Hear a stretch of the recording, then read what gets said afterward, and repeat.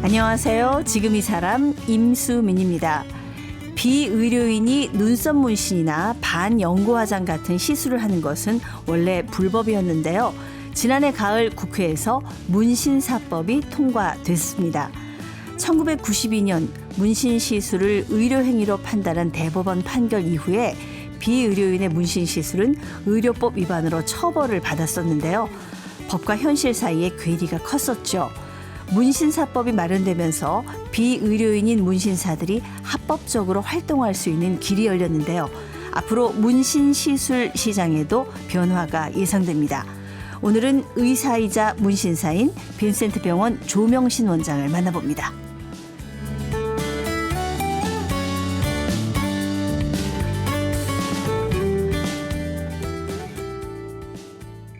네, 의사이면서 문신사이기도 하신 우리 조명신 원장님 모셨습니다. 안녕하세요. 네, 안녕하세요. 네, 지난해 가을에 문신사법이 제정이 됐다고 하더라고요. 네. 그동안에는 의사가 아니면 문신을 하면은 불법이었던 거죠. 네, 맞습니다. 이제 이게 어떻게 달라지나요? 이제 9월 25일, 네. 9월 25일자로 법이 통과가 돼서 일반인이라고 하더라도 면허를 득한 경우에는 합법적으로 문신 시술이 가능한 것으로 되었죠. 네네. 그런데 그 시점을 2027년으로 했습니다. 2027년이니까 2년이 남았죠. 네. 아직도. 그런데 그러면 그 기간 동안 2년이라는 기간 동안은 기왕에 해왔던 사람들이 그러면 어떻게 활동해야 될 거냐. 네. 법이 통과는 돼서 이제 다 합법인 줄 알고 있는데 면허는 2년 후에나 이제 시행이 된다고 하니 예. 그럼 준비 기간이 그 정도 걸린다고 하니 그럼 그 기간 동안이 2년 동안에 그럼 불법이냐 합법이냐에 대해서 논란이 많거든요. 지금 애매한 기간인 건가요? 애매한 기간이죠. 그러니까 애매하다라고 하는 예. 거를 아마 입법을 하는 과정에서도 인지를 하신 것 같아요. 네. 그래서 그러면 그 기간 2년이라는 기간은 그럼 면허를 유예해 주자. 면허를 2년 동안은 유예해 주되 대신에 그 기간 동안에 임시 등록을 받겠다. 등록을 해야 되는군요. 임시 등록을 해서. 어디 복지부 같은 데 등록하면 되나요? 그게 마련이 안 됐습니다. 아직 그럼 등록할 데가 없군요. 네, 그러니까 하고 싶어도 네네. 이제 등록을 해야지라고 해서 찾아봐도 저만 해도 이제 문신사로 의사이지만 문신사로 활동하고 싶거든요. 네. 그래서 저도 등록을 하고 싶지만 등록할 곳이 없어요. 그러면 저를 포함한 이제 많은 한 30만 명으로 추산이 되죠. 시술하시는 분들이. 통계에 따라서 다르긴 하지만 그럼 그분들이 도대체 지금 이 기간 동안은 어떻게 해야 되냐.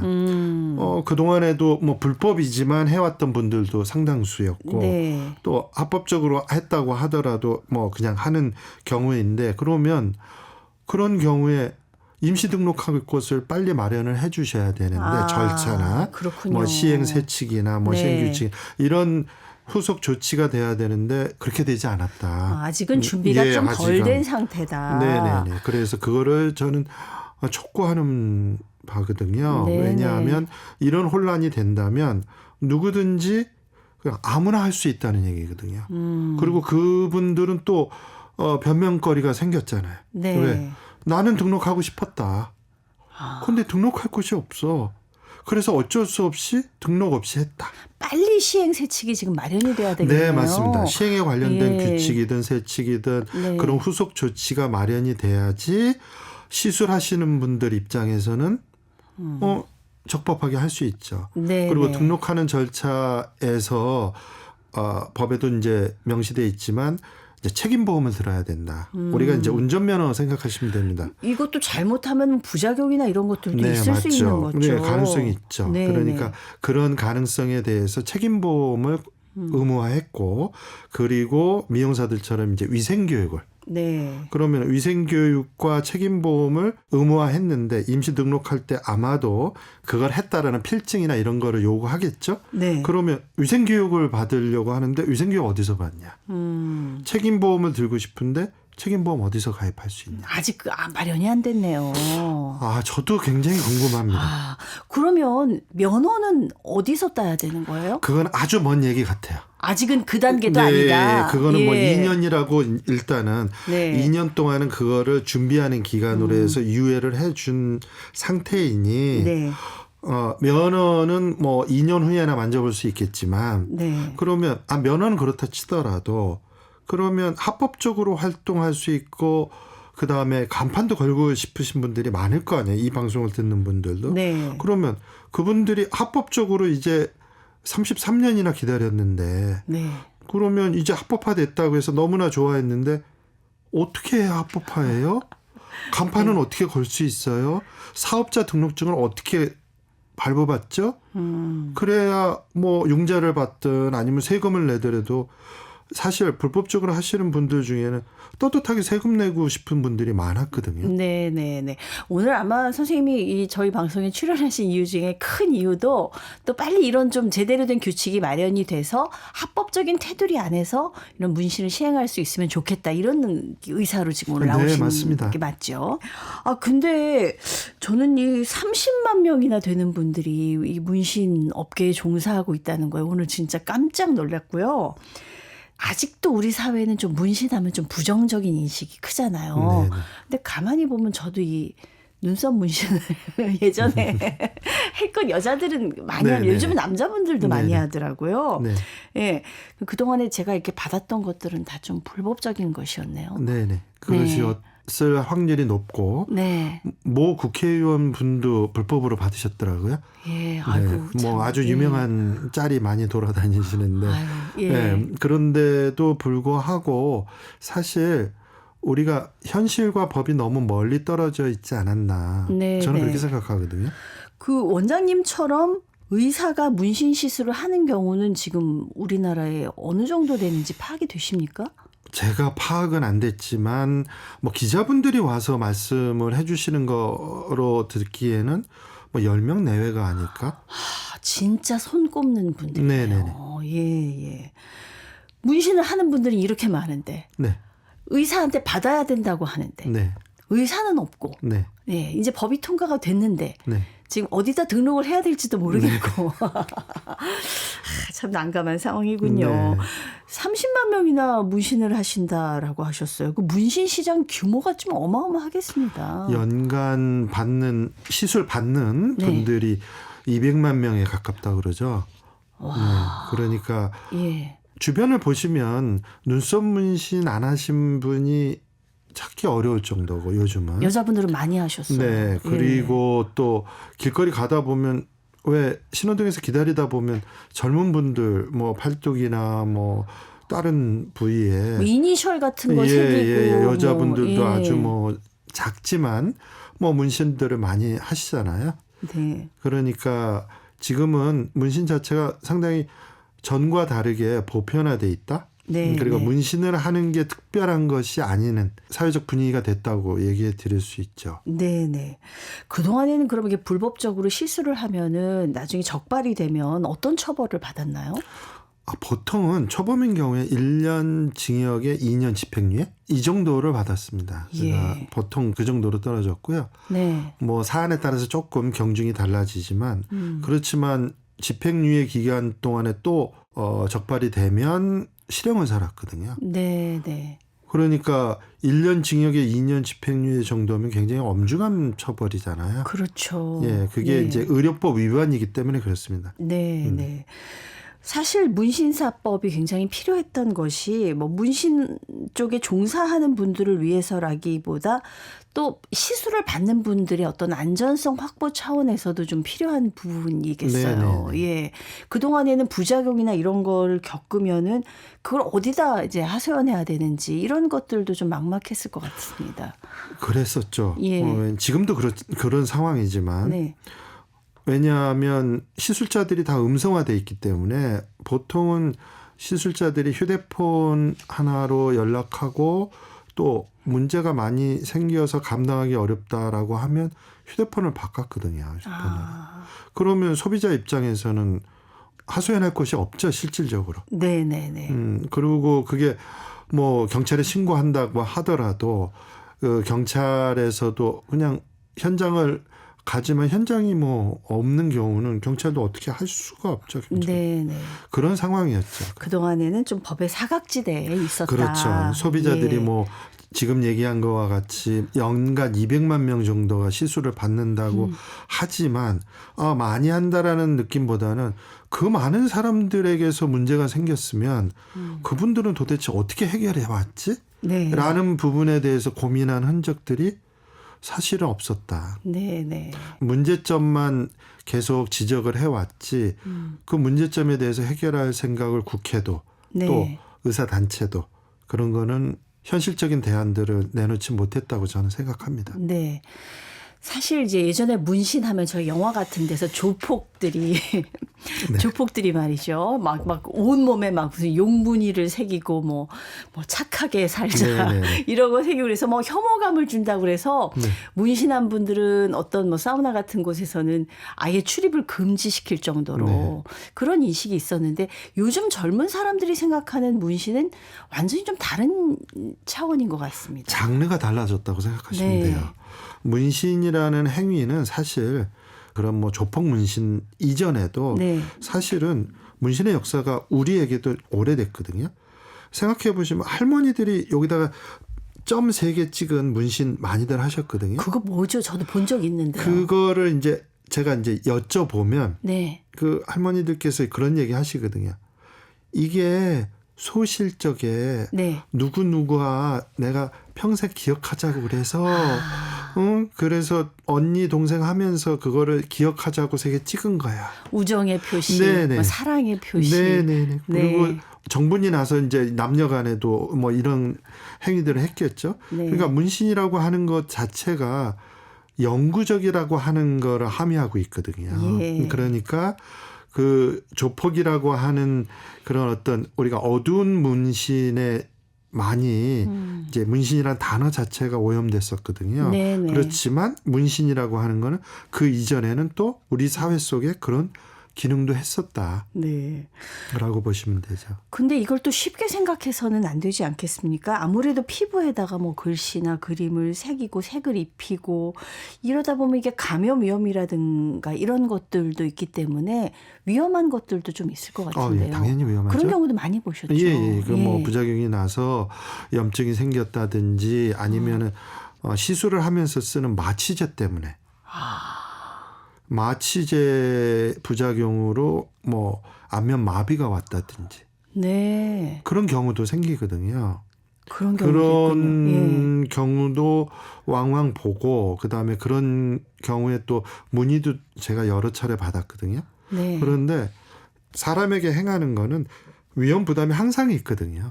우리가 그 위험 부담을 줄이기 위해서 교육이 필요하고 면허가 필요하고 자격증이 필요한 거거든요. 그리고 그 면허와 자격증을 유지하기 위해서 따는 것뿐만 아니라 유지하기 위해서 부단히 또 노력하고 서로 전문가 집단들끼리 견제하고 그런 가운데서 저는 그 행위 자체가 안전해진다고 생각하거든요.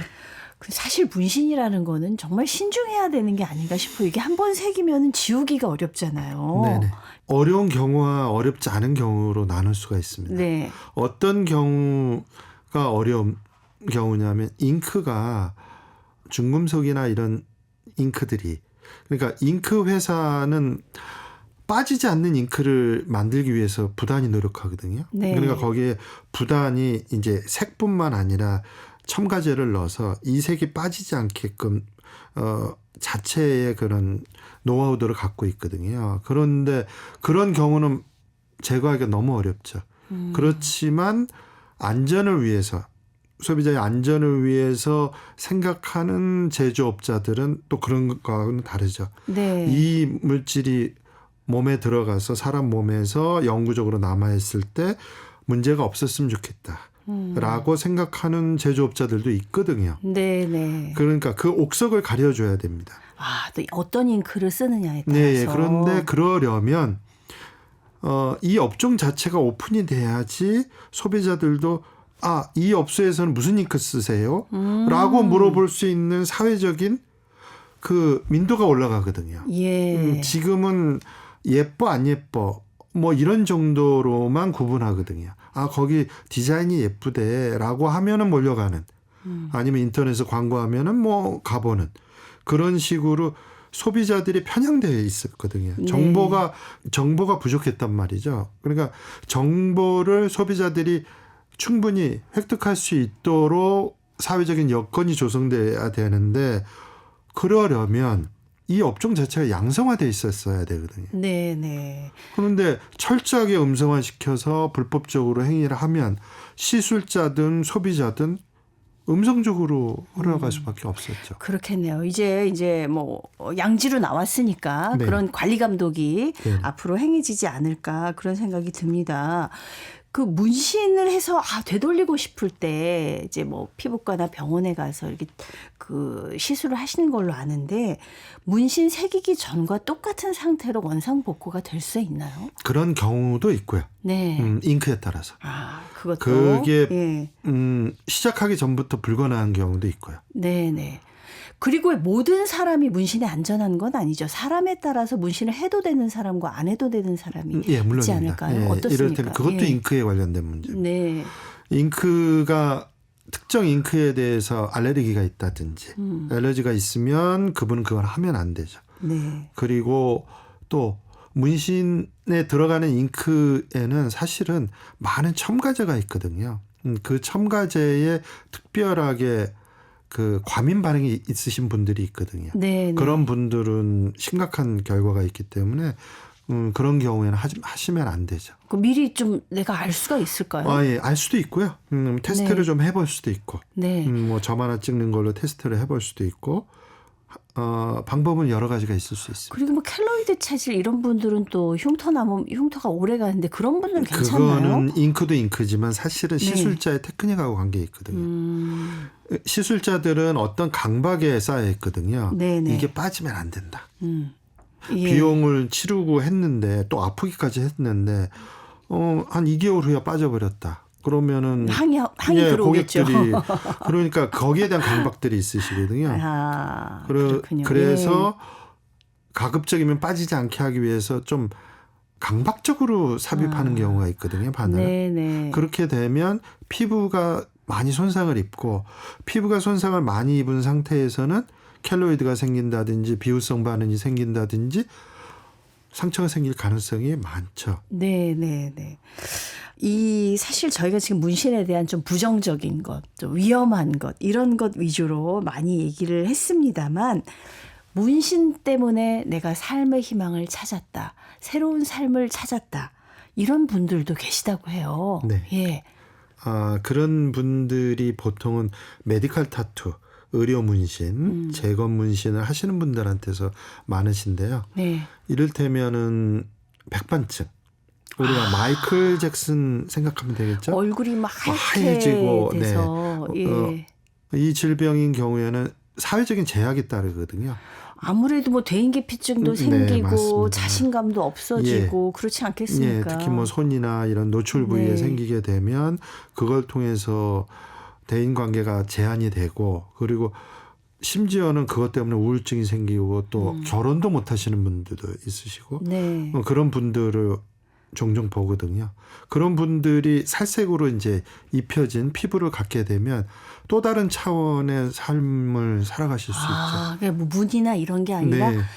살색 문신. 문신을 하는군요. 네, 살색처럼 해서 흰색을 살색으로 가려드리는 부분이죠. 예. 또 반면에 이제 혈관종이 있으신 분들은 빨간 피부가 되니까 네네. 그 얼룩덜룩 빨간 피부에 또 살색을 넣어주면 또 살색처럼 돼서 또 메이크업을 많이 안 해도 되는 상황이죠. 우리 피부색과 거의 비슷하게 재현이 되나요? 그렇게 되는 경우들이 많죠. 그런 분들한테는 정말 한 줄기 빛과 같은 그런 존재겠어요. 네. 그렇죠. 그런 네. 분들에게는 굉장히 의미 있는 거고 또 두 번째로는 내가 기존에 상처가 있는데 네. 상처를 볼 때마다 그동안에 그 상처가 생겼을 당시에 아픈 추억들, 네. 아픈 기억들, 그런 잊고 싶은 기억들이 생각나는 경우가 있거든요. 그렇겠죠. 그걸 뭐 네. 이제 살색 아니라 하더라도 이제 뭐 나비든 자기가 원하는 취향의 문신을 한다면 서화 문신이라고 하죠. 서화 문신을 한다면 우선은 가려져서 사람들이 네. 이제 그 문신에 관심을 갖고 상처는 이제 관심 받게 되겠죠. 우리 조명신 원장님은 이제 의대를 나오시고 의사신데 어떻게 이렇게 문신하면 의료 분야에서는 사실 뭐 메이저가 아니잖아요. 네. 이 문신에 관심을 갖게 되신 거죠. 우연한 기회에 네, 네. 아마도 1999년 네. 정도였을 텐데 저는 그동안에 성형수술을 많이 하면서 이 문신을 제거를 많이 했거든요. 예, 당시에는 문신 제거라는 게 레이저로 하는 것이 아니라 오려냈습니다. 아무리 큰 문신이라도 조금씩 다 오려냈거든요, 피부를. 그걸 이렇게 오려내서 어떻게 피부를 봉합해주고. 나중에 오려내고 다시 봉합해주고 또 피부가 늘어나면 또 오려내고 다시 봉합해주고. 그럼 한 번 가지고 안 되겠네요. 안 되는 경우가 많았죠. 예. 모양에 따라서는 뭐 4번, 5번. 얼마나 고통스러운 과정일까 그런데 싶어요. 그 고통을 겪으면서도 지우려고 오시는 분들이 계셨거든요. 제거하려고. 네네. 그런데 1999년에는 그동안에 해왔던 제거처럼 어떤 분이 오셨었어요. 어떤 분이 오셨는데 정말 그동안의 문신은 제거해야 되겠다. 내가 어떻게든지 이 사람 제거해서 몇 번이 됐든 네. 해줘야 되겠다는 마음이 있었지만 그 당시에 오신 분들은 칼라 문신이었는데 장미 문신이었거든요. 그 문신을 가지신 분은 제가 처음으로 그런 생각을 하게 됐는데 야 이건 너무 아깝다. 제거하기에. 그 정도로 좀 네. 아름다운 작품처럼 우선은 느껴지셨나 봐요. 칼라여서 당시에는 1999년 칼라를 못 봤으니까요. 예. 어두컴컴한 것만 보다가 칼라를 보니까 이거 너무 예쁘다. 그리고 장미가 구도도 좋고 네. 뭐 지금 기준으로는 좀 그렇지만 그 당시에는 야, 이 정도면은 좀 지울 필요 없지 않을까? 그리고 어려운 과정을 겪어서 예. 제거를 해야 될 텐데 그래서 그분한테 오히려 제가 얘기했죠. 이거 제거하기 너무 아깝다. 근데 그분은 절실했거든요. 왜냐하면 아드님이 목욕탕을 같이 갈 때마다 아빠 문신을 보고 이게 뭐냐. 네. 그런데 사실은 그분이 그 문신을 하려고 한 게 아니라 뭐 조직에 뭐 있고 그랬던 분이 아니라 아주 어렸을 때 이제 조금 고민이 많으셔서 이렇게 흔히 얘기해서 속칭 칼빵이라는 걸 하셨거든요. 그런데 아픈 그걸 과거가 있었네요. 그걸 가리기 위해서 예. 문신을 한 건데 그 문신 얘기를 하다 보면 지금처럼 얘기가 나올 거잖아요. 그렇죠. 그러면 그 얘기를 아들한테 해주고 싶지는 않았던 거죠. 그런 과거는 아빠로서 아들한테 얘기하기가 네네. 진짜 어려운 예, 거죠. 그러면 예. 이제 수술을 하면 그냥 상처만 나는 거지 수술 자국만 남으니까 뭐 그건 괜찮다. 네. 이런 경우도 있었죠. 그래서 그 아름다운 그분의 그 문신을 보고 장미 문신을 보고 문신에 본격적으로 관심을 갖게 되신 거군요. 이게 예술의 세계도 있을 수 있겠다. 네. 배워야 되겠다.